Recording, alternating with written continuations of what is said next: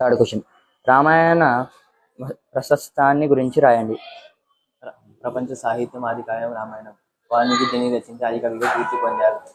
రామాయణం రామాయణం మానవ జీవితాలను సంస్కరించగల మహాకావ్యం. మానవ హృదయాల నుండి ఎప్పటికీ జరగని కథ.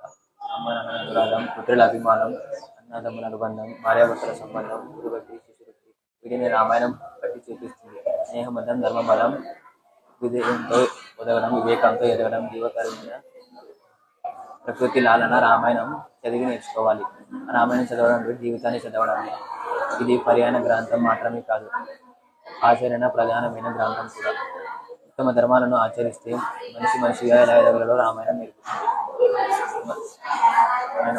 రామాయణం రాముని వంటి ఆదర్శమూర్తి, రామాయణం వంటి ఆదర్శ కావ్యం లేదు. మనిషి ఉన్నంతకాలం రామాయణం ఉంటుంది. మన దేశంలోని కాక